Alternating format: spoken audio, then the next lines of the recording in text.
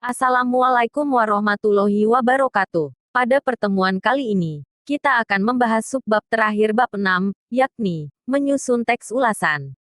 Setelah mempelajari materi ini, kalian diharapkan mampu menyusun teks ulasan dengan langkah-langkah yang benar. Di pertemuan sebelumnya, kita telah mempelajari A. Menunjukkan ciri-ciri ulasan, B. Menjelaskan kembali teks ulasan, C. Menelaah struktur dan kaidah teks ulasan. Kali ini kita akan membahas subbab D, yakni menyusun teks ulasan. Bagaimana cara menyusun teks ulasan dengan benar?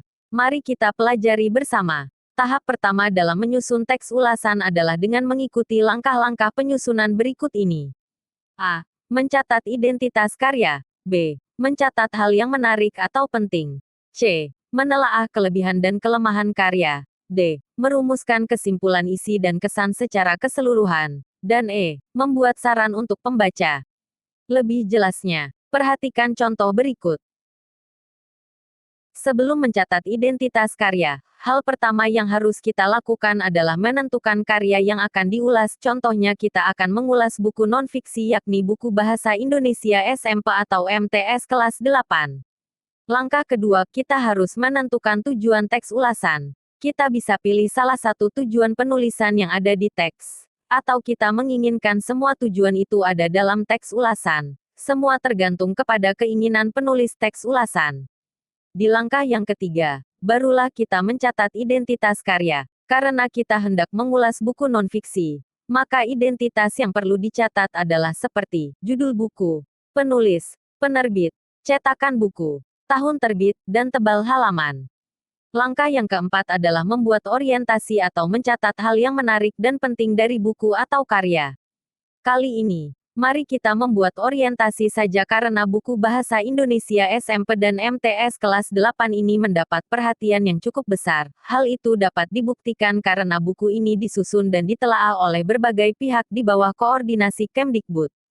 Merunut pada struktur teks ulasan, maka langkah yang kelima adalah membuat sinopsis, yakni merumuskan rangkuman atau kesimpulan tentang isi dan kesan secara keseluruhan. Perhatikan contoh sinopsis dalam video. Dalam membuat sinopsis, kesimpulan itu bisa dibuat pendek atau panjang tergantung pemahaman penulis teks ulasan memahami isi karya yang diulas.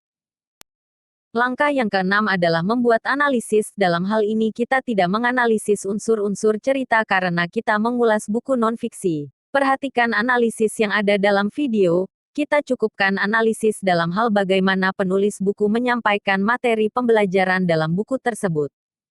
Langkah yang terakhir atau ketujuh yakni membuat evaluasi. Evaluasi biasanya paparan berupa kelebihan dan kelemahan serta saran terhadap karya yang diulas. Perhatikan contoh evaluasi dalam video.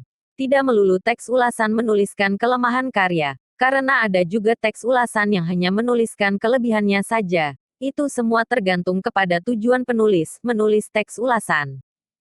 Setelah kita melakukan tahap yang pertama, kita lanjutkan ke tahap yang kedua yakni penuangan catatan ke dalam teks ulasan lengkap. Berdasarkan catatan-catatan yang telah dibuat, kita dapat menyusun teks ulasan secara lebih lengkap. Catatan-catatan itu dapat disusun kembali dengan memerhatikan struktur teks ulasan. Agar teks ulasan menjadi lebih baik, maka perhatikan pula kaidah kebahasaannya, seperti penggunaan konjungsi penyebaban dan temporal, kata-kata penerang, dan pernyataan-pernyataan yang bernada saran.